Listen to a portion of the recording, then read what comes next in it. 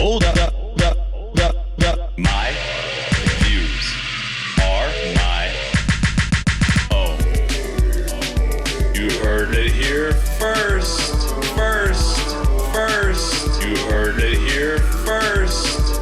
You heard it here first. Lightning round.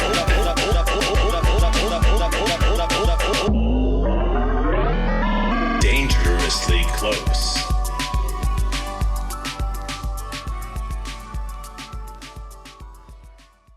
My guest today is Ian Redmond. Ian Redmond is an internationally renowned conservationist with more than 45 years experience, ranging from field research to anti-poaching policy development with the United Nations. Ian is the head of conservation at Ecoflix, ambassador for the UN's Convention on Migratory Species, chairman at Ape Alliance, chairman at the Gorilla Organization, and co-founder of Rebalance Earth. What's up, Ian? I have difficulty saying no. That's what happens. I think that before we started recording, you asked me to keep it painlessly short in the introduction, and I think that I'm not gonna lie, I think I did a good job. I don't know. That's my opinion of myself right now. I have so many questions that I want to get to, but before we get into all that, I think maybe a little bit of Zen, kind of like talk about something kind of like just fun. You sent me a really cool video of you hanging out with an elephant in a forest somewhere. It's very cool. It made me wish I could have an experience like that. I've never experienced like interacting with an elephant in the wild. It just looks amazing. My question is just for the video, like what is the story behind that video and how do you know that elephant? Interestingly, I didn't know that elephant personally, but the elephant was on Mount Elgin, on the Kenya side of the mountain. Mount Elgin is a huge shield volcano. If you think of it like a giant pizza, half the pizza is in Uganda and half of it is in Kenya. And in 1980, I took part in an expedition called Operation Drake, which was actually a circumnavigation of the globe, 400 years after Sir Francis Drake's circumnavigation. And a sailing ship called the Eye of the Wind sailed around the world, and wherever it called in, the organizers set up lots of little sort of mini expeditions and projects loosely associated with the ship's passage, but not directly to do with it, because Mount Elgin is on the other side of Kenya to the coast. So Yeah. but while the Eye of the Wind was birthed in Mombasa, lots of things happened in Kenya organized by Operation Drake, which is a project of the Scientific Exploration Society. Look up SES, not SAS. They wouldn't let me in there, but they let me into the SES. Oh, the SAS. That's your version of the Navy SEALs, right? The Special Air Service is like seriously tough blokes that go and do military things. I'm not one of those. but the Scientific Exploration Society is affiliated to the Explorers Club. So for North American listeners who are familiar with the Explorers Club, SES is sort of SES is like a UK version. But anyway, in Kenya, I hooked up with some friends I'd been with on the same expedition in New Guinea the previous year. And there I was studying reptiles and amphibians. But in Kenya, I basically, it was more of a social call. And I was asking them if they could get me back to New Guinea, because while I was in New Guinea, I had an encounter with the world's longest lizard. Wow. Which is really a very elusive lizard, and its maximum length has not been determined by science, i.e. people who the scientific world believe have measured it in a way that can't be disputed. But there were tales of it reaching 25, 30 feet in length, which is a big lizard. This is the Papuan dragon. Like an enormous crocodile size lizard. Yeah, or bigger than the accepted maximum length of crocodiles too. But unlike crocodiles, which are big, heavy reptiles, the Papuan dragon is a slender lizard. and what the herpetologists call the snout to vent length, sort of nose to bum, is compared to the tail length 1/3. So if you had a 6-foot lizard nose to bum, the tail would be 12 foot. So you'd have an 18-foot lizard, but long and slender rather than big and stocky. Mind you, an 18-foot lizard standing up on its back legs and looking you in the eye at the same height as your eye is quite an intimidating. I'm sorry, I don't want to interrupt, but having I've been very close to alligators and crocodiles like sometimes in my life. I know that they're, what's safe about, about where to stand pretty much. At the risk of exposing more of my ignorance of biology, I have never heard of this lizard. Is it dangerous? I mean, that's an enormous, I mean, that's a crocodile-sized lizard. It's a And indeed, the Pidgin English term for it is puk puk bilong tree, or the tree climbing crocodile. whoa.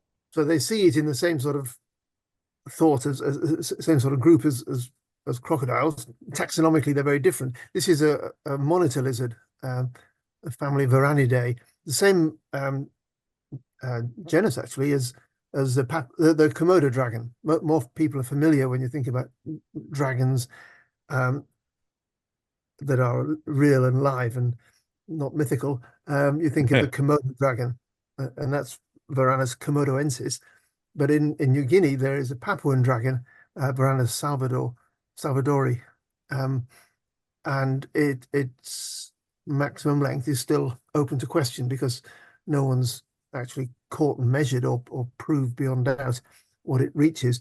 So while I was on Operation Drake in New Guinea in 1979, up until the beginning of 1980, the last thing we did there was to go and look for the Papuan dragon and see if we could find a really big one to confirm that it does indeed reach the lengths that the hunters told me it does. Now, local hunters are often a great source of information for visiting scientists who are there for a very short time, and these guys live there all their life and know the local fauna. So in asking local hunters, you're familiar with the species, of course, puk puk bilong tree, and how big is the biggest one you've seen? So it's from here to that stump over there, and you pace it out, and one guy was saying 15 paces. So 15 paces, God. whether you're yards or meters, it's a big lizard. Yes. And I said, what was it doing at the time? So it was hunting. So what did it kill? One of my dogs. Oh my It had a God. ring of truth. So this guy cares about his hunting dogs, which help him catch deer or other species, bush wallabies. But he saw one drop out of the tree and kill one of his dogs. So interesting story. Yeah, I was Just terrifying. A lizard, a monitor lizard that is a tree climbing lizard that can drop out of the tree and eat your dog. That's Yeah. that's like and allegedly use its very long tail like a whip as a weapon, and have the very, very sharp interlocking teeth that monitor lizards oh have. Seemed like an interesting thing to go and investigate. And when I met yeah. the Operation Drake people in Nairobi in 1980, when I was on my way back from some guerrilla work, I was asking them, can you help me get a flight back to New Guinea? Because I really want to find the longest lizard in the world. Yeah. And they said no. Oh. But while we were having this conversation, a chap called Dick Snaleham came into the room. He'd just come back from a recce, a reconnaissance mission to Mount Elgin. And I heard the word elephant and caves in the same sentence, Yes. which doesn't seem very likely because, caves, you think, oh, bats, cavemen, bears maybe, but this is Africa, no bears in Africa. So my ears pricked up, and I'd already agreed, actually, this is too good an opportunity to miss. I'm going to go with them on one of their projects. And we went and surveyed the fauna and flora of what was known as the Lost World. It sounds very, very dramatic, but this was a volcanic plug of a couple of miles across in the center of a crater, which was itself inside an outer crater. This is on Mount Suswa in the Rift Valley. Not it's a day trip from Nairobi. People go there for picnics in the outer caldera, but the inner crater and the chunk of the plug of rock sticking up there was very difficult to access and was covered in forest. The only forest for miles around. Weird. How Yeah. come there's a forest growing in this lost world, which is a translation from the Maasai term for it. So the Maasai regard it as the lost world. It's too hard to get to. There's no streams or drinking water there. So the Operation Drake had the assistance of the Royal Engineers, the British Army, thanks to its leader, John Blatchford Snell, who was then a serving officer in the army, and a lot of young people who came along as so-called young explorers. And it was a 2-year round-the-world voyage. Look it up, Operation Drake. It's a fantastic experience for all those young people who now, 40-something years on, are looking back on that with a very positive glow. So hearing of cave elephant, what? It turns out that on Mount Elgon, there are caves. I mean, there are caves on Mount Suswa, but the caves in Mount Suswa are lava tubes, where a flow of lava sort of cools on the outside, but is still liquid on the inside and empties itself out. So the center of the lava tube becomes hollow, and then the sort of drips of cooling lava coming from the ceiling, which look like very spiky stalactites, but they're not stalactites. They haven't formed by minerals being deposited over a very long time. It's a fairly quick drip and then cool. Yeah. A sort of lava spike. So lava tubes I saw on Mount Suswa. On Mount Elgon, the caves are totally different. And my research there over subsequent years drew me to the conclusion, and many people agreed, some people disagree, that the caves are largely the result of elephant mining. Really? So the elephants have created these caves rather than coming across a cave and think, oh, let's be unlike any other elephant in the world and go deep underground. Yeah. So it is an example of elephant culture where knowledge is passed down through the generations, and the baby elephants on Mount Elgon go with their mum into the cave, not knowing that they are the only elephants in the world that go underground. Wow. They just think this is what elephants do. Yeah. You know, when your mum feels hungry for salt, you go into the cave, and your mum scrapes at the cave wall with her tusks while you fiddle around with your trunk and play in the dark. Absolutely dark, no light at all. Yeah. And it was my unexpected delight to find this as a research project in Kenya, which is a country full of wildlife biologists and filmmakers. And at that point, no one had made a film about or done a study of underground elephants.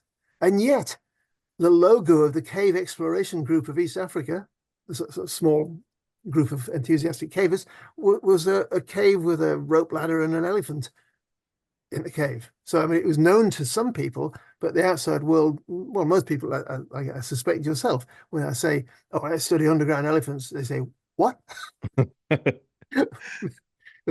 Yeah. Ask someone to come up with a list of animals that go underground, and you're going to think moles and gophers and. Well, it's so incredible too. Like, there's so much information in the world, and I think these days too, like you just get bombarded, and maybe like sometimes you shut things out. But as much as I love elephants, and I think of them as just like incredibly like sentient, like wonderful, thoughtful, caring animals. All the stuff I think about elephants, somehow, some way, no one has ever informed me that there are elephants that go spelunking. Yeah. So that was exciting to hear about that, and that is why many years later I was with a group of trackers that I'd set up in 2001 as the Mount Elgon Elephant Monitoring Team. So the MEME team.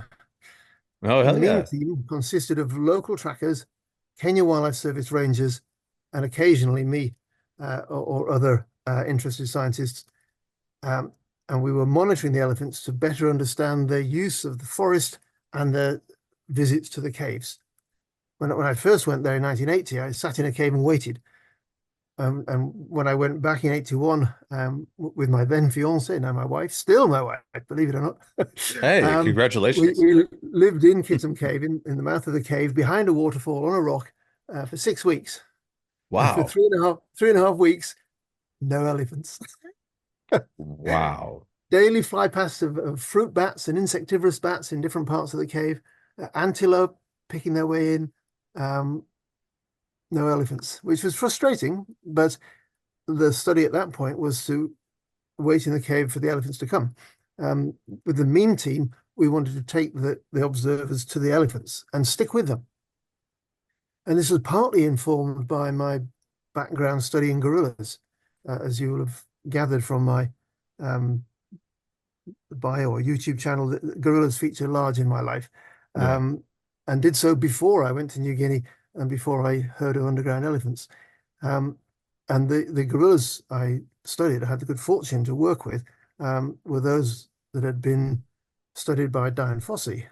And I, in 1976, went to Rwanda as on a trial as Dian Fossey's research assistant. She said, you get here, we'll try you. All And right. if you spend more than 3 months, I'll pay for your Nairobi to Kigali fare. But All I right. still had to get to. Did she like you? In the end, after much, All right. yeah, we had an up and down sort of relationship. But yes, if you read her book Gorillas in the Mist and the books about Dian, of which there are several, my time there, which was some of the most turbulent time in the history of the mountain gorilla Oh, so research. you were there during the Gorillas in the Mist, or was that? Yes, Oh, wow, yes. that's Um, incredible. Wow. and really before I got there just after Dian had done her PhD. So she was Dr. Dian Fossey and the World Authority of Mountain Gorillas. And I just sent a letter as an undergraduate, having heard of her work from one of her students who was writing up his PhD at Cambridge.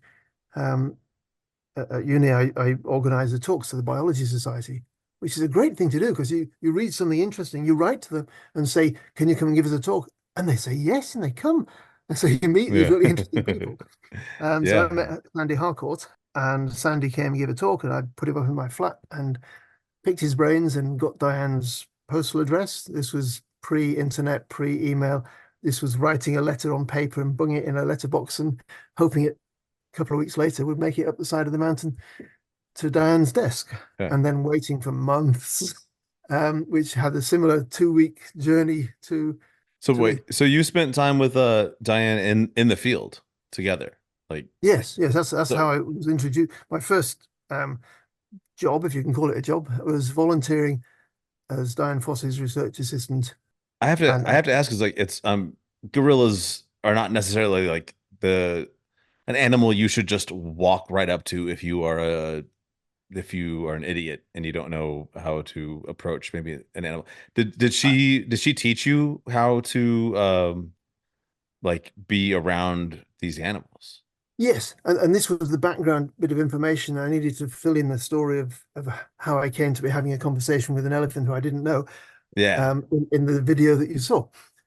So yeah, Diane had learned how to win the trust of wild gorillas. I mean, if an idiot walks into a forest where there are gorillas and doesn't know what to do, probably the gorillas will just run away, because Yeah. humans are generally very bad news Yeah. for gorillas. And almost every other human they would have met would have been either highly dangerous or equally terrified. And as soon as humans and gorillas become aware of each other, they usually flee in opposite directions at great speed, unless they're so close that the gorilla feels there isn't time to flee. And so they will probably make a huge vocalization, which will probably result in the human fleeing, unless the human has a weapon and knows that this is a bluff charge, and that if you want to kill the gorilla, that is your moment. I want to bring up a quick point. Just you guys heard it here first. As much as I like Alexander Skarsgård as an actor, the Tarzan movie that he made is probably a pretty inappropriate and incorrect representation of how gorillas act. So, anyway, moving on. I'm not even sure if I know that one, but it's a But remake of Tarzan with Alexander Skarsgård.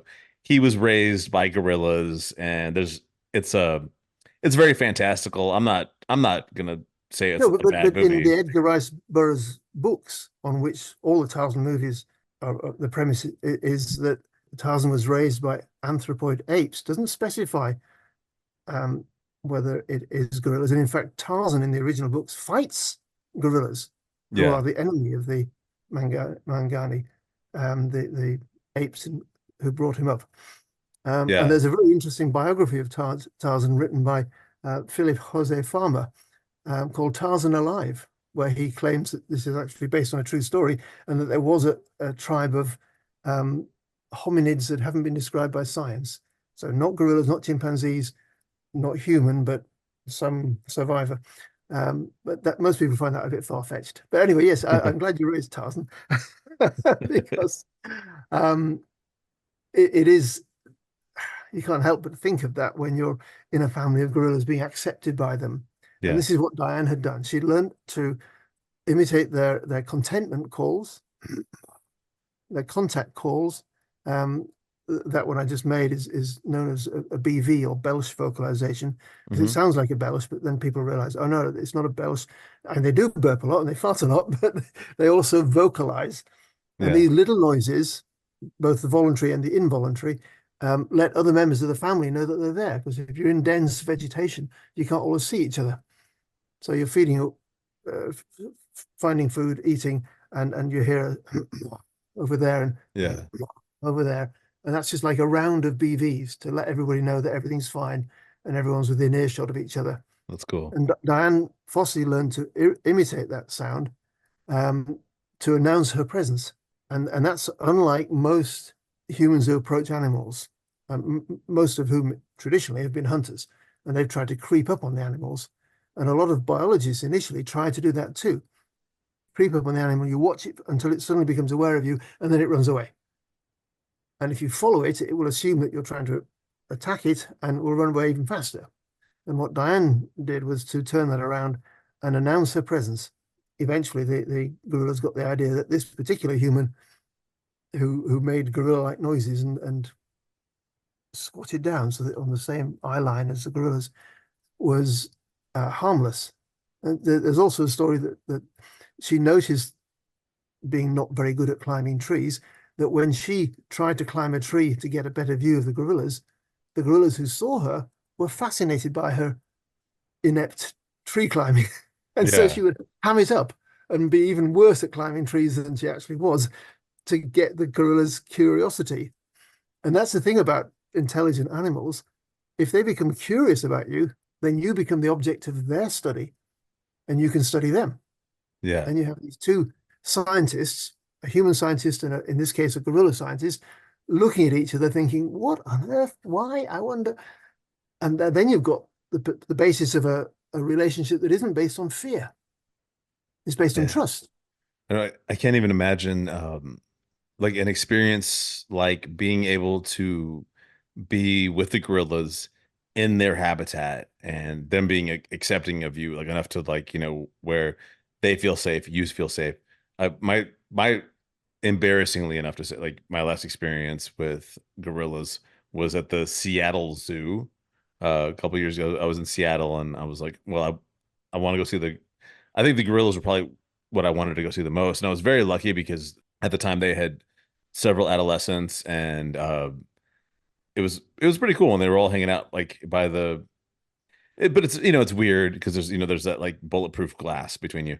And for some reason, the adult male that was in that area chose me, like got interested in me. And I think I pissed him off. I don't know what I did. But there's a guy there. I don't know how much of a scientist he was. I'm not sure. I'm certain he's not on your level.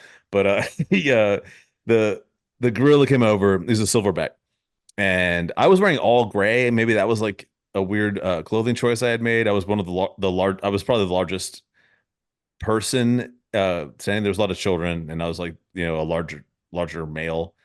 And he came over, kind of like gave me some looks, and then just turned around and like shoved his butt at me at the glass.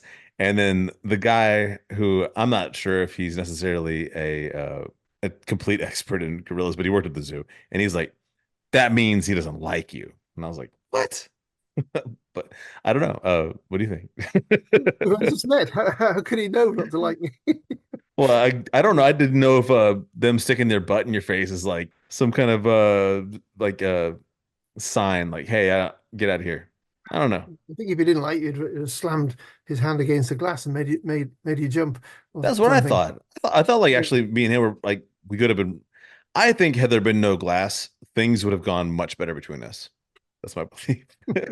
Well, you don't have to imagine what it's like to meet gorillas in the wild, because thanks to the work that followed Dian Fossey, a system of tourism has built up, and you can go to Uganda or Rwanda, or if you ignore your State Department's travel advisory, the Democratic Republic of Congo, and meet habituated gorillas in the company of trained professional guides who will make the introduction and ensure that Oh, both and species remain calm and content.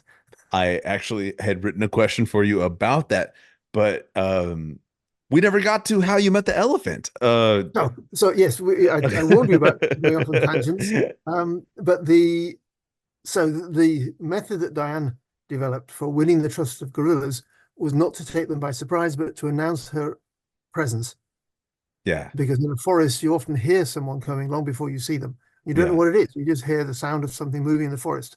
So if you're with, and I've been with a family of gorillas, when this happens, something's moving over there. Everyone stops chewing and cocks an ear, because when you're chewing, you can't hear properly. So just as we were, what was that? You kind of angle your ear, and then you crane your head and try and see what it is that's walking towards you. yeah. Diane found that if she used gorilla contact calls, then they knew there was someone over there who's like a gorilla. Yeah, And at first, of course, is a human, and it will be bark and run away. But eventually, they'll give up on the barking and running away and accept that this human isn't a threat. yeah. And I had the benefit of arriving there nearly 10 years, 9 and a bit years after Diane has started. So the gorillas that I was initially studying were completely used to visitors. And using sort of extrapolating that method to elephants, I figured that when walking through the forest, if you approach elephants, normally you're if you've got a tracker with you, a guide or a ranger, and he knows about elephants, he will have a sock with wood ash in it, and he'll shake the sock full of wood ash, and the particles will drift, so you'll know the wind direction, and you want to approach the elephants downwind so that you're smelling them and they're not smelling you. And then they don't know you're there if you're very quiet and careful. But the minute they become aware of you, they run away, or they Okay. display, because they're terrified of humans. Yeah. I wanted to try Diane's method. When we get near the elephants, use a sound that the elephants wouldn't think was threatening. So can you roll your R's like that when you're Arriba. saying Yeah. ooh? So you can. Okay, that seems more difficult. I'm trying to roll my grunt. Oh, ooh, I can't do it. I think I would just scare an elephant with this one. Oh. Well, but whatever sound you use, if every time they see you, they hear that sound, and they hear that sound, and you never attack them, at some Yo, point it's going to get yeah, through. Okay, this is the guy who rumbles at us and isn't a threat. yeah. And I trained the meme team to do that, because the first time the meme team met the elephants, that's the Mount Elgin Elephant Monitoring Team. If you're paying, if your listeners are paying attention, there was mutual panic, trumpets and crackling of bamboo as the elephants scattered, Oh and no. very excited, panicky rangers, because being on foot in a forest around elephants is scary. Yeah, they're You very don't know. large. They're large, and if they're frightened and they fear you, then they might well bring the fight to you, and then you won't fare so well. So on this instance, we were tracking elephants which had not been, I think, visited by the meme team for some time, and I saw the back end of an elephant feeding in a bush. So head was in the bush. He wasn't aware of me, and again, I don't want to be rude, so I just, and he reversed out the bush turned around and said, it's a human, ears out to make himself look big, and stopped for a moment. And then this exchange of signaling went on for 6 minutes. Yeah. And what usually happens, the elephant sticks the ears out, the human runs away, and that's the end of it. Yeah. Or if the elephant's really unlucky, the human raises a gun, shoots the elephant, and that's the end of it. And that's what the elephants fear, of course. That they've all, probably most elephants very in wise Africa have lost some member of their family to a human with a gun. Yeah. Or even in some cases, an old-fashioned, spear or some other method. So elephants are generally very nervous around people, especially if the people are on foot and the elephants are in a forest. Yeah. And to reassure them, you have to be pretty sure that the next human they meet isn't going to be a poacher. Yeah. But the poaching in East Africa had declined a lot since the ivory ban, which was brought in 1989. So in 2001, there wasn't a lot of ivory poaching. There was some. It hadn't gone away. It still hasn't gone away. Sadly, it's still happening. But we felt that getting the elephants used to observers would teach us more about the elephants and actually make us better able to protect them. And the involvement of the local community as members of the meme team meant that they also had a stake in it. They were getting paid, and when they met other members of the community who might not have had the same motivation, they could talk to them. They knew who they were. So it helped in both a law enforcement and a elephant management way to have rangers following the elephants. In some places, they put a radio collar on the elephants, but on Mount Elgin, the terrain is very uneven. There are ravines and crevasses, and if you dart an elephant and it falls down into a place like that, you can't get a vehicle to it, you can't lift it, it dies. Yeah. So I initially, when I was there in 1980 and 81, 82, I was sort of dreaming of putting a collar on an elephant and tracking where they are. But when I realized the practicalities and the potential risk that posed to the elephants, no, it's better to carry the collar in your hand. In other words, a GPS device, rather than a collar, and track the elephants and record their travels through the forest, and also be able to predict when they were going to go into a cave. Yeah. So the meme team originally was set up for in preparation for filming a BBC series that Sir David Attenborough produced called Life of Mammals. My favorite, I'm going to go ahead and say hands down, my favorite voice actor in the world has to be Sir David Attenborough. We actually had there was on a previous episode of this podcast, there was an argument, well, not argument, but a debate. And it came down to Morgan Freeman and Sir David Attenborough. And I landed on the side of Sir David. Just might just be because he's been in he's narrated more of the documentaries that have really meant a lot to me. So no offense to Morgan Freeman. I think Morgan Freeman is one of my favorite actors of all time. But absolutely, yes. And he's got a great voice. He's got a great voice. Absolutely. He would be narrating the script, whereas David Attenborough writes the script. Yeah. And of course he's got lots of research assistants, but he's doing it from his personal knowledge that he's gleaned from the scientists that support him. I didn't even think about the other implications. I was just that was literally a voice acting, like the episode was about voice acting in general, and that's how we got on the subject, not on knowledge base or anything like that. It was just, who do you think's doing a better job saying the words? Yes, but I think it does make a difference when you're doing it from a position of knowledge. Although, to be fair, David Attenborough will always say, no, I'm not the expert on this. I've just read about it and talked to people, and because he's made so many of these documentaries as the on-site presenter, I think he has seen more species exhibit more behavior than any other human ever alive. Yeah. And given that he's 97, I think now, and still narrating, not doing so much field work, obviously, you slow down a bit when you're in your 90s, but he is more than a legend and will always be so, because those series that he's narrated and he's made them happen. Yeah. And he's a knight. And as an American, like, so I don't know how over in London and like how people in the UK feel about that, but like in America, that seems like such a magical thing, like a knight, like it makes you I do wonder why he was never promoted to the House of Lords. His brother was Richard Attenborough, the actor and film producer. You know, you can go higher than knight. Felt like that was like as high as you go until you're like king. no. I'm The Lords are the next step up, and okay. Yeah, that makes sense.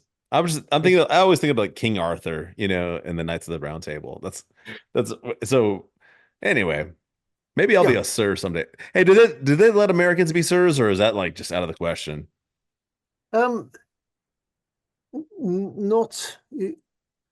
There is sort of an equivalent honor that is bestowed on They're non-British. like acceptable Yankee. What do you call you don't call us Yankees, you call us Yanks, right? Acceptable Yank. It's the knighthood of the Americans. I'm Where were sorry. we? You well, We were well, explaining the, your first question. It's taken us this long. I Was and I no, you've taken me on quite a journey to the fact that I had no idea. I didn't know a lot about your life, man. I didn't know that you were a part of Gorillas in the Mist.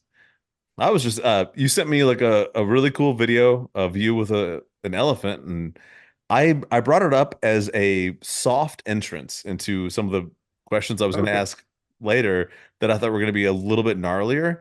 And so I was like, well, let's ask a gentle question first. And we have chosen to kind of like live in the first question. But you did introduce a subject that I do want to bring up later, which is ecotourism, in the sense that what you were saying earlier, like ways in which you can help to like finance places that perhaps like a nature preserve, a place that's safe for animals, and people can go there. They can go there on tour, safari, whatever. And I think there are, as far as I know, a lot of that actually helps to prevent poaching. I could be wrong, but it's No, something that you're right. Let's step back a moment. So nature tourism, where the purpose of being somewhere is to enjoy nature, can be a two-edged sword. yeah, Because if too many people come to enjoy nature, their presence and the hotels they want and the hot showers they want or the air conditioning they want and all the staff they want yeah, can have a pretty big impact on the very bit of nature that they wanted to go and admire. So it has to be carefully balanced for it to be ecotourism. yeah, And I'm a big fan of ecotourism. And although that takes you into wilderness areas, frustratingly, it often means following rules. And the whole point, is go into the wilderness and forget about rules and regulations and just be free in nature. But if you and several thousand other people want to be free in nature, then collectively you're going to impact very negatively on nature. So there has to be some sort of regulation, which is the antithesis of the wilderness experience, isn't it? I guess like the question I have to ask is I guess like how do you define ecotourism as opposed to like let's just say you're a rich American, you want to go on a safari, and yeah, you want a hot shower every day, and you want to eat Chipotle, or Panera. Like you don't want to rough it at all. That I can see how that's going to be detrimental to the And environment. there are companies providing that experience, which I would say are definitely ecotourism companies, because they have thought through their footprint and have made sure that the habitat and the species that they're visiting are not negatively impacted. And in fact, just to answer your first point on tourism, particularly with gorilla tourism, which has to be done on foot. There are no vehicles involved. Once you get to the edge of the forest, you might get a ride in a vehicle up to the edge of the forest Yeah, or to the path where you start to walk up to the edge of the forest if it's some distance away, and then you're on foot, and that's a very real, you know, high I would definition I would say experience. yeah, training wheels off. You're absolutely in the forest, um, and there are buffalo, there are forest elephant, there are gorillas, any of whom, if they were really upset with you, could do you a lot of damage. But Yeah. you're with experienced rangers and probably a guide who will explain what you see and make sure that you don't piss off the elephants Yeah. or Yeah. the Yeah. Yeah. gorillas and result in um, an altercation. But what you're being there and the fact that your tickets that you've bought to go and see the gorillas or to climb the mountain are paying for park staff to be there means that poachers who might otherwise have set snares in that area aren't going to do so because they know that the rangers who are with the tourists will cut the snares. Yeah. So already you're making the forest safer as long as your impact is modest. And for mountain gorilla tourism, in fact, most ape tourism, I would say most, is small numbers of people having a brief visit of 1 hour from a regulation distance. You try and maintain 7 to 10 meters distance. It used to be 7, now it's 10 because extra precaution with COVID Yeah. being a very transmissible virus. Yeah. You if those rules are followed, then the disturbance to the gorillas is minimal. The chances of them getting a human disease. I don't want to interrupt you, but I feel like it's almost necessary just for a second. Just for people listening that didn't quite catch that.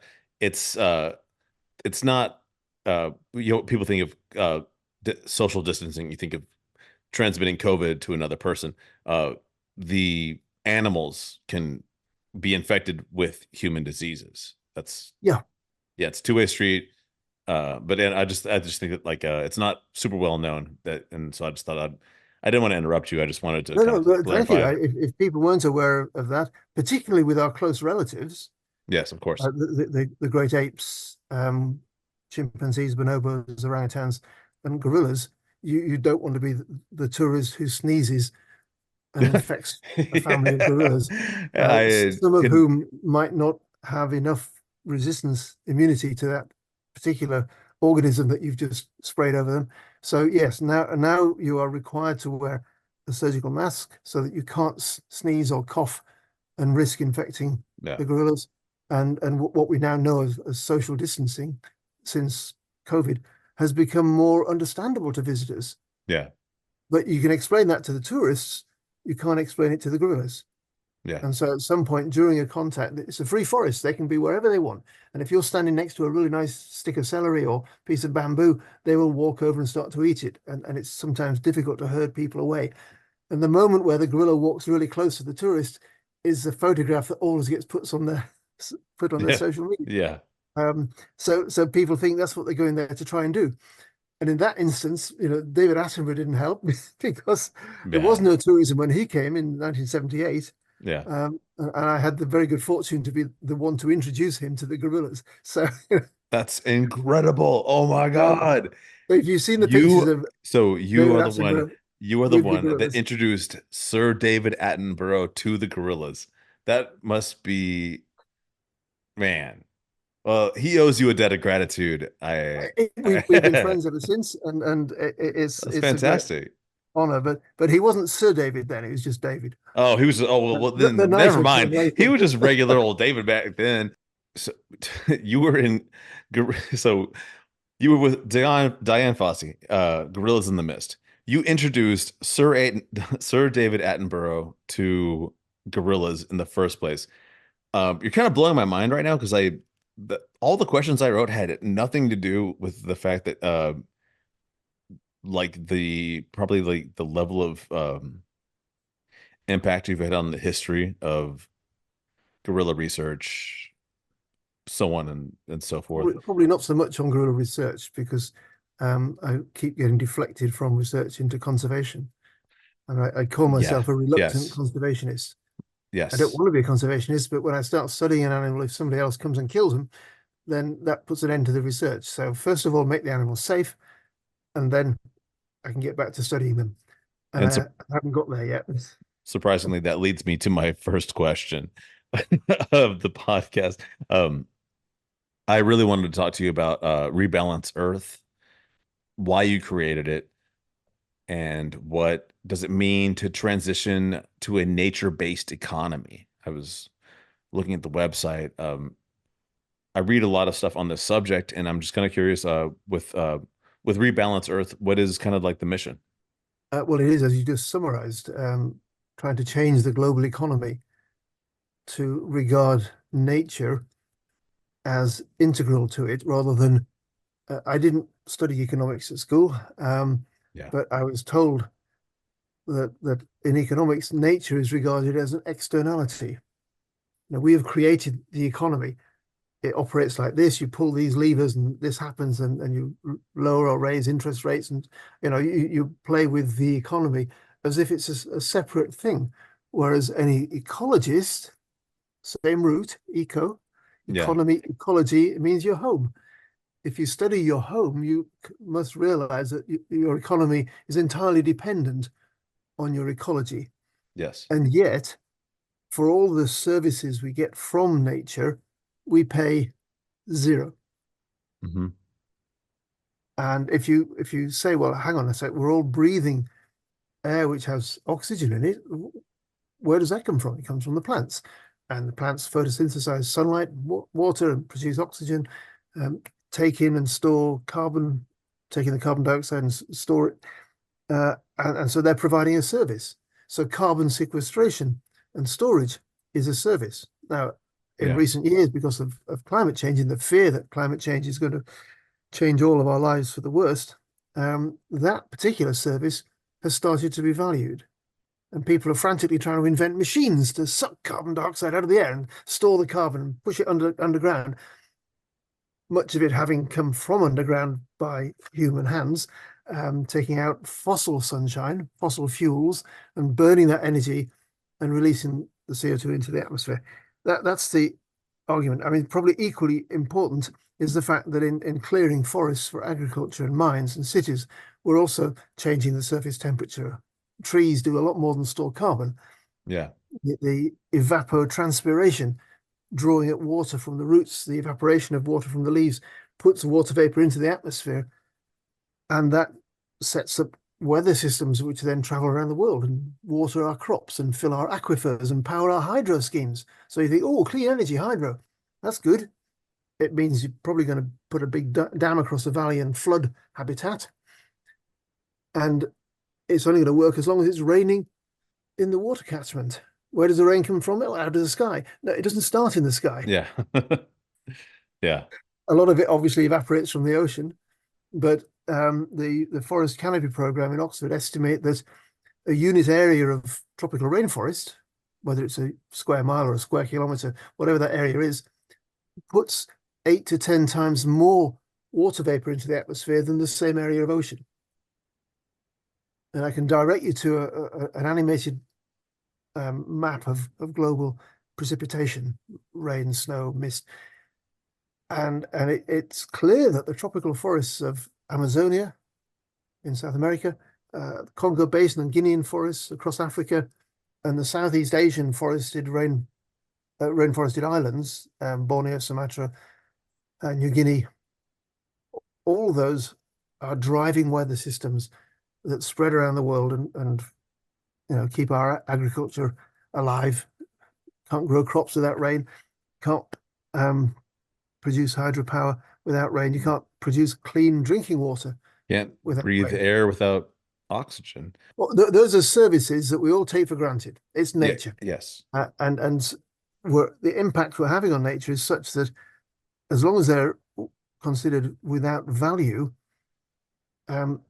industry and people in general, they might value them in a sort of a general sense of, oh, I love a breath of fresh air and I do like to eat fresh food, but the economy doesn't recognize them. So the idea behind Rebalance Earth arose out of a study done by an Italian biologist called Fabio Bazzaghi. And he looked at two areas of the Congo Basin rainforest, one where there was still a population of forest elephants, one where they were wiped out decades ago. And he found that the above ground biomass, for which basically the wood, the weight of wood stored in that forest was 7 to 10 times higher where there were elephants than where there weren't elephants. And he explains that in two ways. First of all, the elephants are eating lots of vegetation, and that reduces the competition for nutrients that the big trees would face.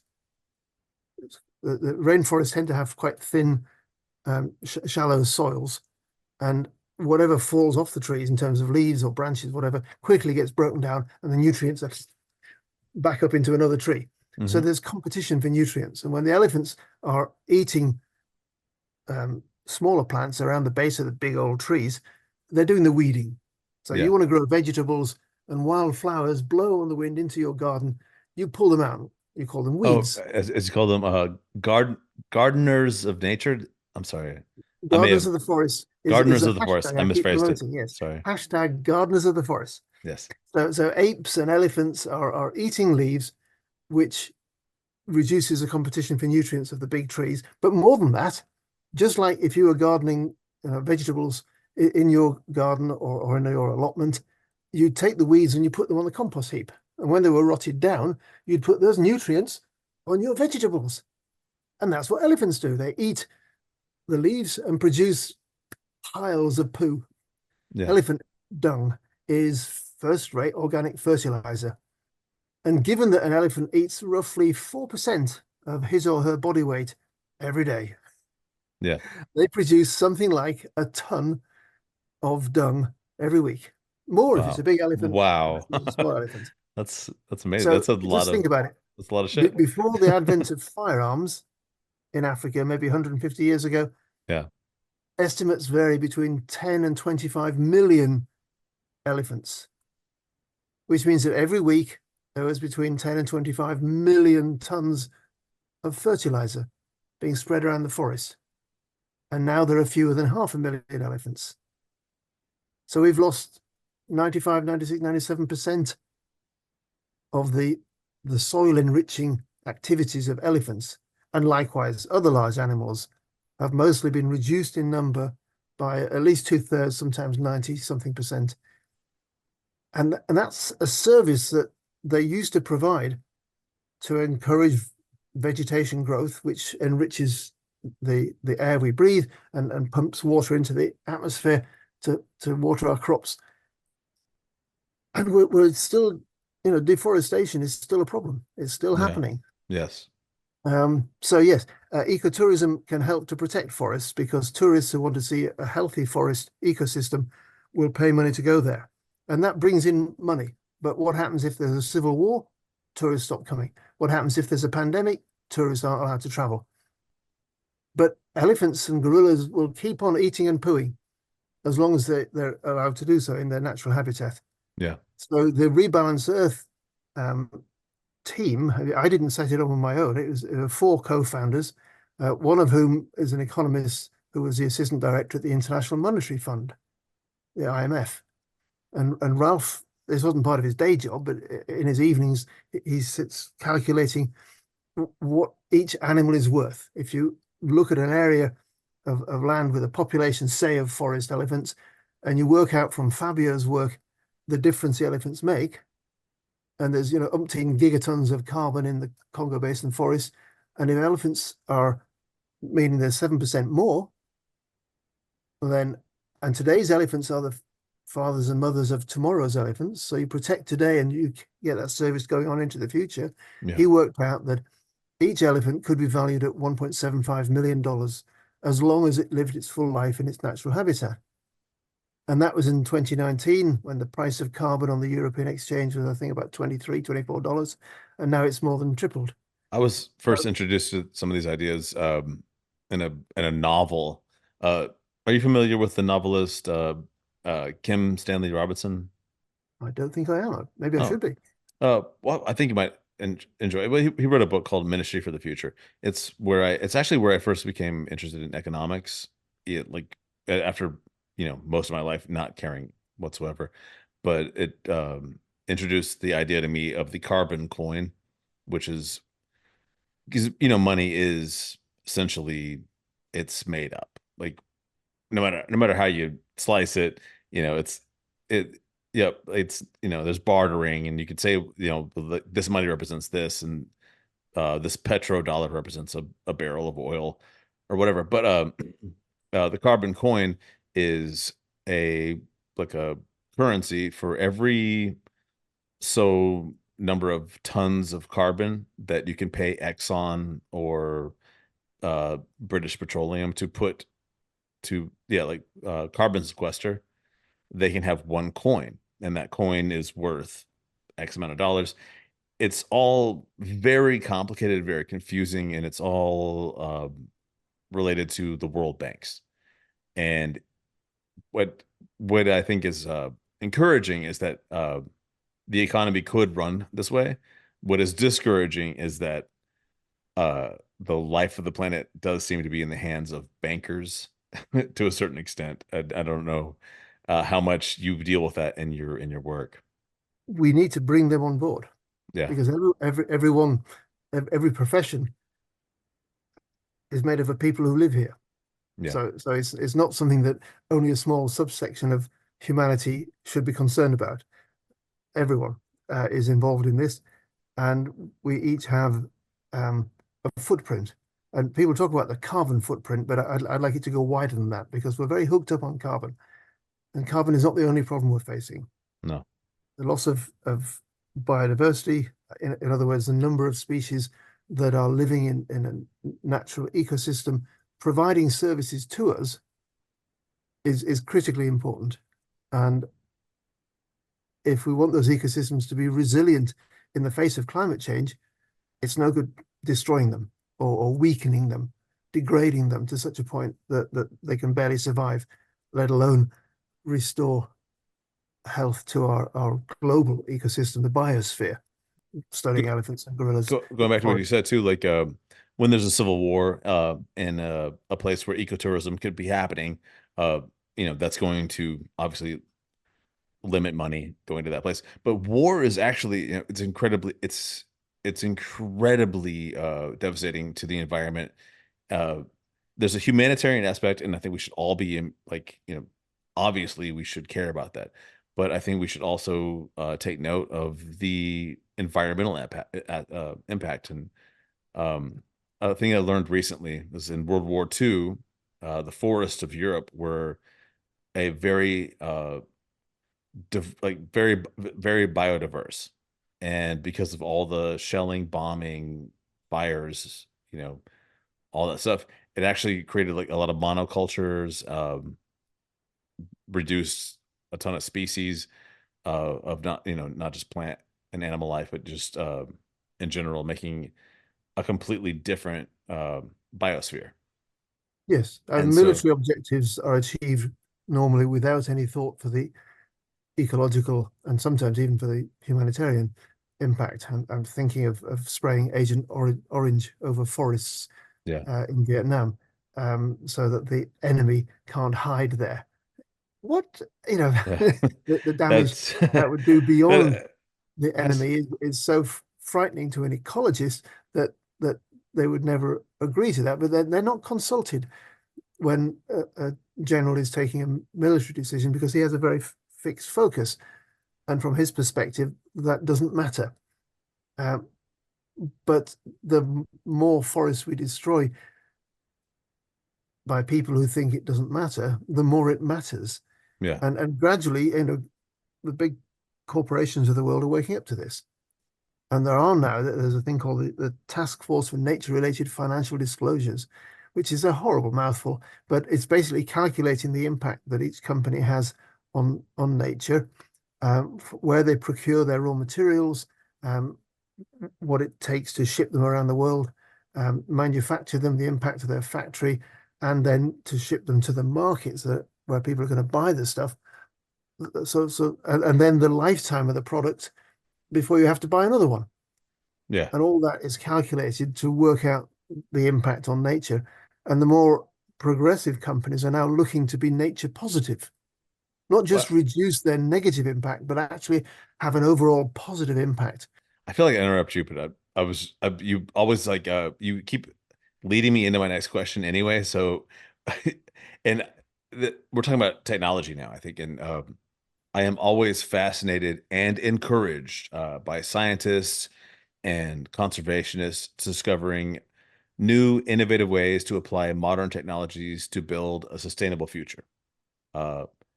So like some of the tech used by Rebalance Earth, ranging from let's see here, I wrote down remote sensing to GIS mapping, artificial intelligence, eDNA, and citizen science. Can you give me an example of how some of this tech might be used for conservation? Sure. And you're right. Technology allows things that in the past were just not possible, and greatly facilitates things that might have been possible, but very, very slow. And also, we hope we'll get around the inevitable corruption involved in spending very large sums of money around the world. Because if you're talking about billions of dollars, it tends to attract the attention of people who like billions of dollars and couldn't give a toss about the planet Yeah. if they can get their hands on it. So one of the founders of Rebalance Earth is a blockchain specialist called Walid Al-Sakaf. And Walid was interviewing Ralph Sharmy, the IMF assistant director, recently retired. Sorry? International Monetary Fund. Yes, based in So- Washington, D.C. So I'm just sorry. Yeah, so sorry, we mentioned it before, but you're right. If people aren't tuned into that world, I'm not tuned into that world. I didn't know that. I'm not tuned into a lot. Like I learn almost exclusively from this podcast at this point in my life. So I mean, That's great. And if your listeners do the same, then we're providing a service for them.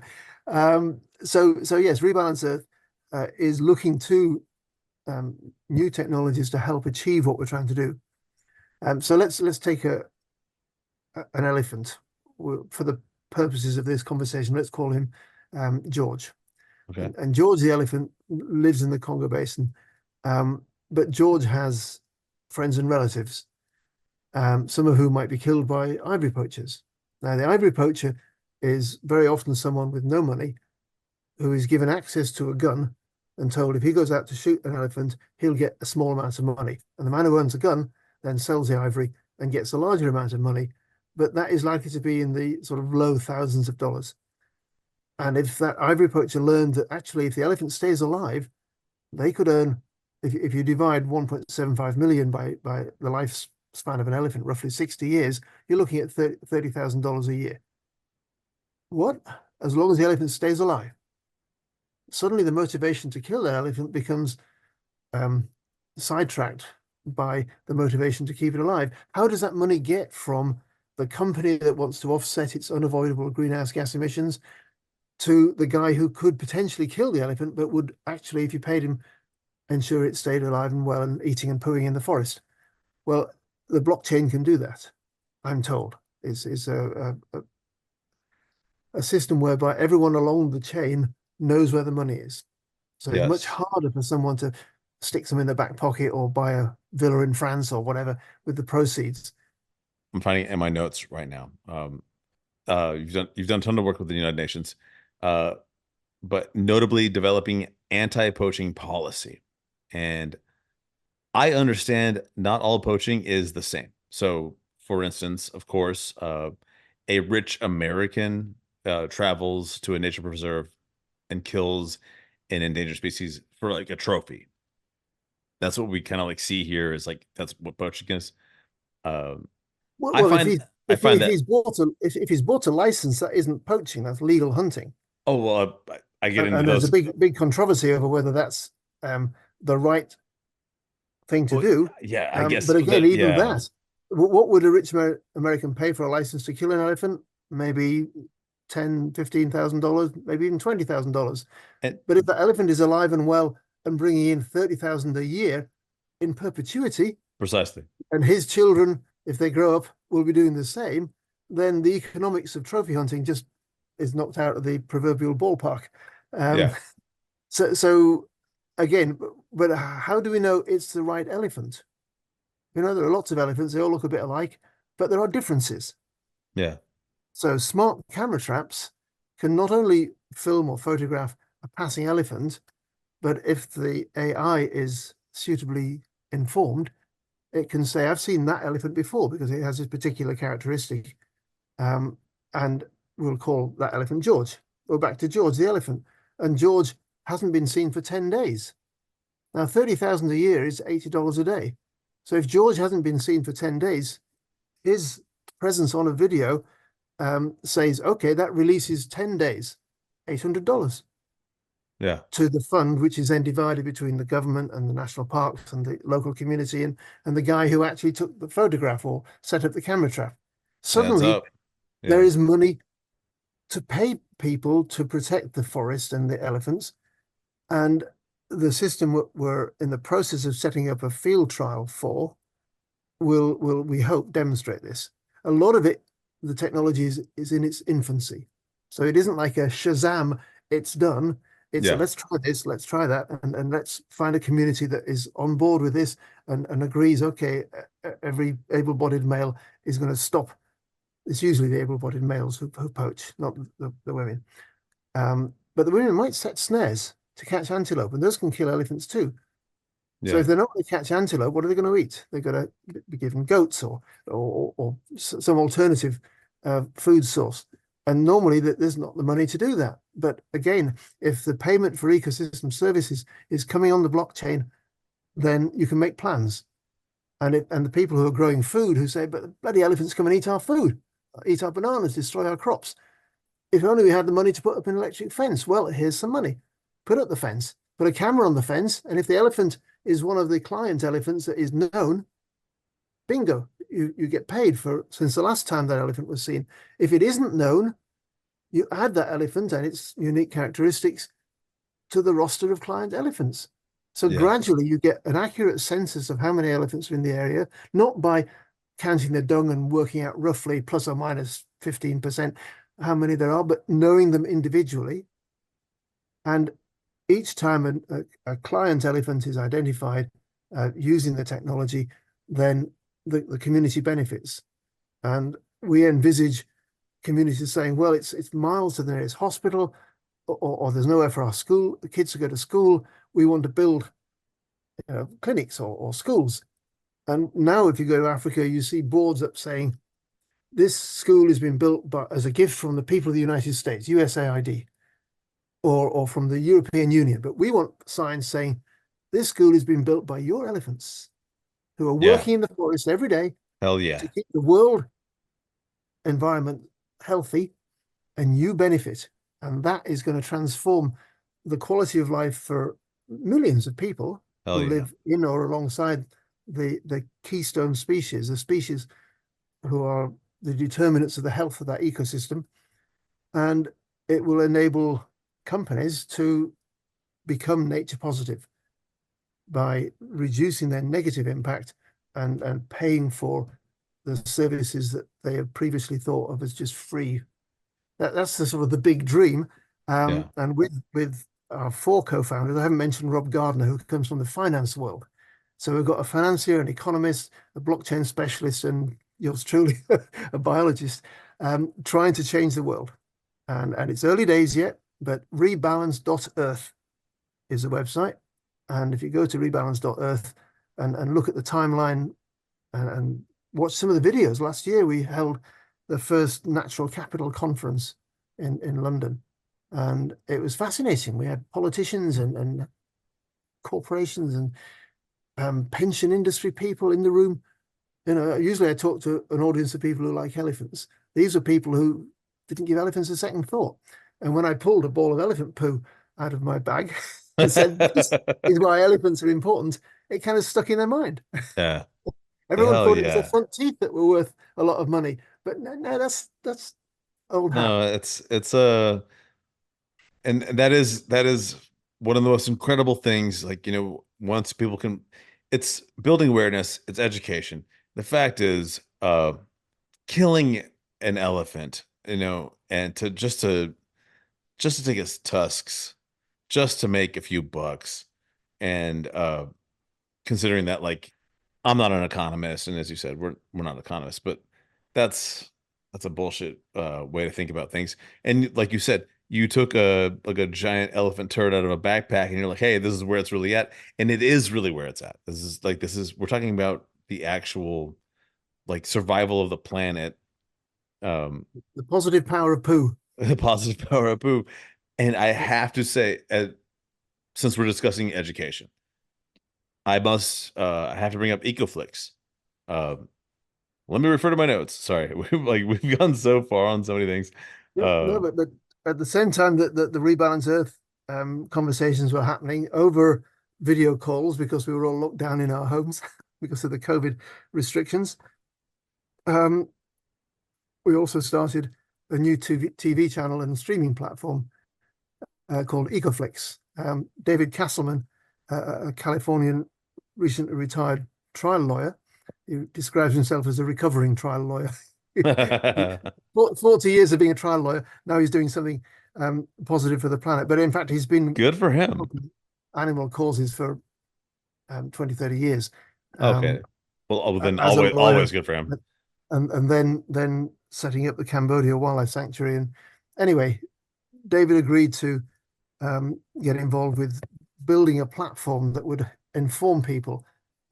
And with his support, we've made it's free to schools and universities worldwide. So anyone who's listening to this who's a teacher, go to ecoflix.com and scroll down to the teachery bit, and you can sign your school up. And we'll keep providing reliable, informative material about wildlife and the environment and what you can do to help. And there's stuff for kids, there's stuff for adults. It's quite exciting to be in on the ground floor of something like this. We're not yet as big as Netflix. It's only been going 2 years. It's just a little seedling. Yeah. But you know what happens with seedlings? You water them and fertilize them, and then they grow. And I have for many reasons, I am very supportive of this project. Man, I'll just start off the top of my head right now. One, I looked at your website and I saw that you provide profits to NGOs that are like obviously doing the work that needs to be done. So that's incredibly awesome. Teachers can access this for free. So if you are a teacher listening to this, Ecoflix is available for your classroom. And I could list on and on and on. Obviously, we're working on better than me. We're working on teacher materials so that because teachers have to deliver a curriculum and they want to know which part of the curriculum this or that documentary can help them deliver. Yeah, they can't just watch it for fun these days. People, teacher time is limited. So we're trying to do our best to help the teachers. And you mentioned the NGO partners. When you Ecoflix itself is a charity. It's a non-profit in the States and a registered charity in the UK. So in the US, when you subscribe, it's a tax write-off. You don't pay tax on that money. But if you subscribe through one of the charities, they get 100% of the money. So basically, you're making a donation to a charity that's helping elephants or wolves or pick your species, and your money goes to them. And we're developing other ways of helping the charities, helping them present their work. Because I think if people understood how important this work is, it's not just that animals are nice and fluffy and we like them. Of course they are, and we do. Yes. They have a really important role to play in keeping us all alive. And that's kind of the message that we're trying to get across on Ecoflix. So that's another exciting way we're trying to change. It's almost a biodiversity of nature films. And no offense to our great friend Sir David Attenborough, but how it is now with with conglomerates, and Disney Plus now owns National Geographic, and that's fine. Like, that's actually great. I actually think it's fantastic that because of Disney Plus, more kids are exposed to National Geographic films. That's great. But all that money just kind of goes into the pocket of Disney to continue. They are for-profit corporations, yes. Yeah. And they do make donations to conservation, but that's sort of philanthropy. It's a very tiny part of that. It's not the same thing. It's not the same thing as Ecoflix, and I highly suggest anyway. Any educators, teachers listening, check out Ecoflix. Give it a shot. See what's up. And let us know what you think, because we're still building it. It's early days yet. Your opinions can really help us improve it. So I'm gonna completely just jump kind of into another, because we've kind of crossed so many of the questions I wanted to ask, and without me even looking at my notes. But One thing I did not want to leave off. You are an ambassador for the UN's Convention on Migratory Species. What is your role as an ambassador, and what are some of the key details involved in this project? What is this? Okay, well, the idea of national borders is a relatively recent human invention, and species have been moving around the planet long before we drew lines on it and said, no, this bit's ours and that bit's yours, and don't you come here and all that business. So Yes. if you're going to conserve a species that migrates across borders, governments have got to cooperate. And governments aren't always on speaking terms, or they're a long way apart, and there's no mechanism for them to liaise. And the CMS, the Convention on Migratory Species, provides a legal framework for all that.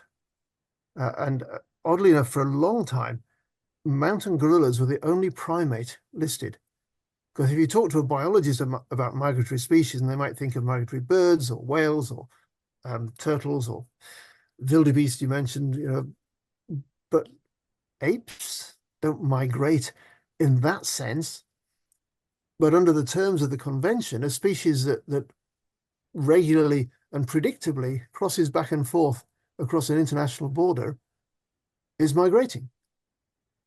If we're going to do that, we need to do that with knowledge of those pathways and make an underpass of actions on the ground to protect migratory species and some species which aren't yet listed under the convention that should be, and others that have been listed, but the action has not been sufficient to prevent their decline. And some good news, some species are recovering, because if you give nature half a chance, she will bounce back.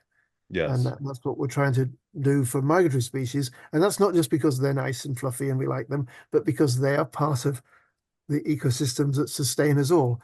And whether it's the migratory birds, flocks that come in and play a role in an ecosystem in the north and then fly south for the northern winter, or vice versa, they are of great interest to many people who like counting the number of bird species they've seen.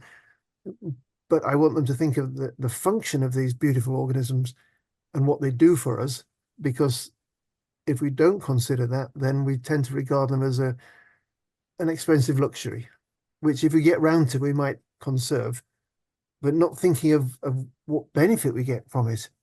Yeah. And people are so hung up on the climate crisis, and a lot of that is down to the reduction in the area of ecosystems that used to stabilize the climate.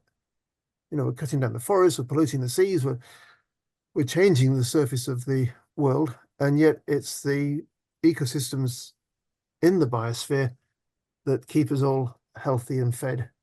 And so it's in our own interest to protect them. And as always, when I have conversations like this, I like to make an important point to say that I am not a climate doomer. And I believe the best way forward is to refuse to become a pessimist and to believe that there are solutions and reasons to be optimistic.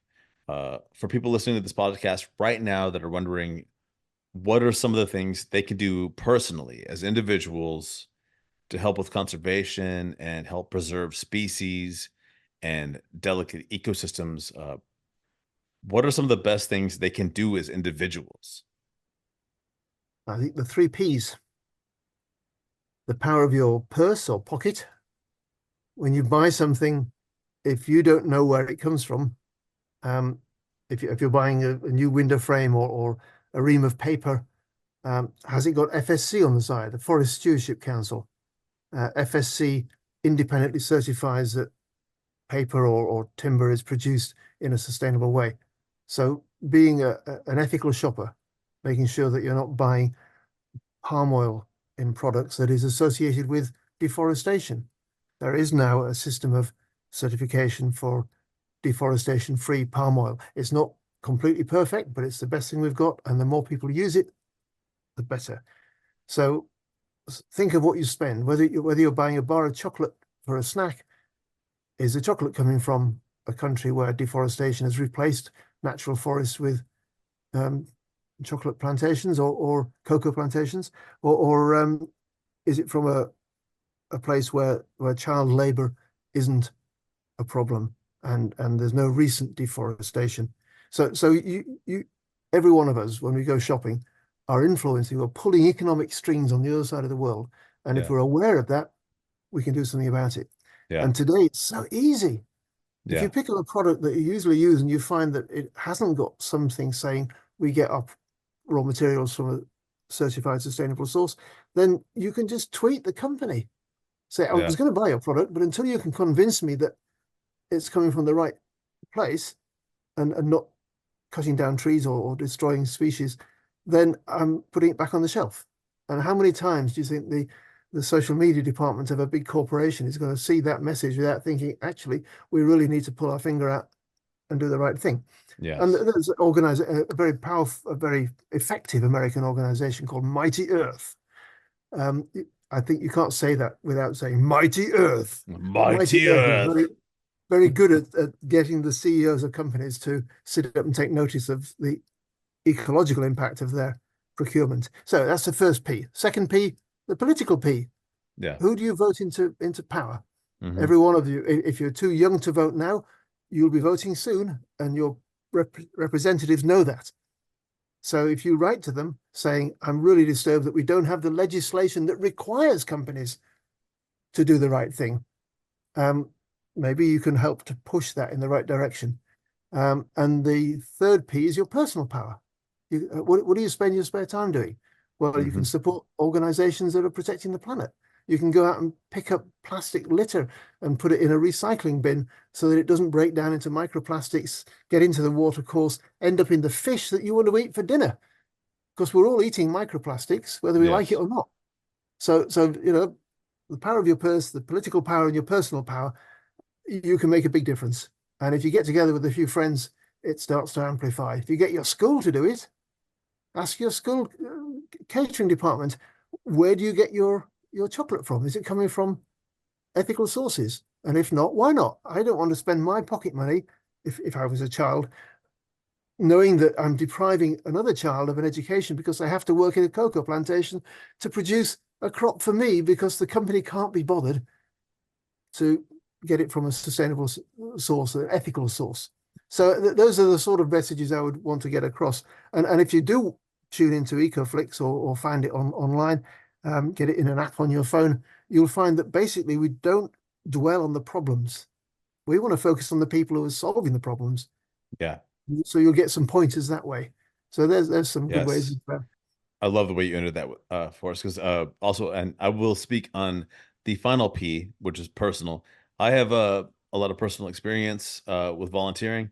It's rewarding. It's not a bummer. It's not a chore. It's half the damn time it's like actually fun, and Yeah. you're networking, you're meeting cool people. I mean, that's it, And especially for I like the younger volunteered for younger Dian Fossey, listeners. Yeah. and look what happened to me. Yeah, exactly. Sir David Attenborough owes you basically his entire career because you Not volunteered. quite, not quite, So, but well, to all the younger listeners, someday the future Sir David Attenborough will owe you their career because you volunteered. So get out, just go out and volunteer. And it ain't that hard. It is that fun. Come on, man. It's social. It's great. Ian, I have one last question to ask you, and it's I mean, we've covered so many of your projects, so many of the organizations you're involved in, but I guess like the last thing I have to ask is how would you suggest people follow you, follow some of the organizations that you are a part of and get involved? um, well, first of all, go to a search engine. I recommend Ecosia. Okay. Ecosia is a search engine that every couple of dozen searches you plant a tree. Wow. Okay. Other Do well-known search engines that people wow. use. All right. Please repeat that search engine. I seriously. Ecosia, ECOSIA, Ecosia. Okay. It works just as well as the better-known search engine that everyone thinks New of. search engine unlocked. Ecosia. That's what I use now. Period. Done. Got it. Thank you. Anyway, okay. So you go to Ecosia, you look up. You could do hashtag gardeners of the forest because I keep banging on about that. But I try and circulate useful articles and videos and things on most of the social media platforms. So people are welcome to follow me on those. If you just want to sit and watch little videos without any music or fancy stuff, I've got a YouTube channel. And the easiest way to find that is actually to type in Gorilla Mums, because that's my most viewed video. It's been viewed more than 30 million times. Crazy. Wow, that's amazing. And Gorilla Mums is just 2.5 minutes of gorilla behavior. It's actually in a sanctuary, not in the wild. But because it's in a sanctuary, you can see the little mannerisms and communication between the gorillas, which happens every day in the forest that you wouldn't normally see because of all the leaves. So it's sad that these gorillas have been rescued from the illegal wildlife trade, and they've been brought up in what is like a zoo enclosure. One day, I hope Cameroon will find a patch of forest for them to be returned to a natural environment. But and normally in a sanctuary, animals are put on contraception because every baby born in the sanctuary takes the space of a potential rescue baby. And there's always more animals needing rescuing than you've got spaces in a sanctuary. So most sanctuaries don't breed, but this particular sanctuary called the Limbe Wildlife Center in Cameroon had 2 contraceptive failures in fairly close succession. So 2 females ended up with babies. And they're so gorgeous. I mean, it's hard not to celebrate, even though that isn't the purpose of the sanctuary. And these 2 females are just being gorilla mums, which is why I put yeah. Anyway, it's a fun video to watch because it doesn't need my voiceover or music. It is Yeah. what it is, Yeah. and that's why 30 million people have watched it, because it's self-explanatory. Yeah. So a 2.5 minute course in gorilla behavior and communication. All right, guys, you heard it here first. Thank you so much for coming on the podcast today. This has been an absolute pleasure and a joy to have you on the show. I admire you so much, and I admire the work you do. And I can't thank you enough for being on the podcast, man. Well, it's been a pleasure. I'm worried that some of your listeners are thinking, hang on, he didn't finish that story. Because we covered so much ground and I went off on so many tangents. So if you get complaints saying, well, what happened to Nick the elephant that I had the 6-minute conversation with, or I will direct all of their complaints directly to you, actually, is what I'm going to do. Okay, but there are articles and lectures online that will help people finish those off. I apologize in advance if people were left hanging and I forgot to finish the story. If you're left hanging, follow Ian on social media. Go to his YouTube channel.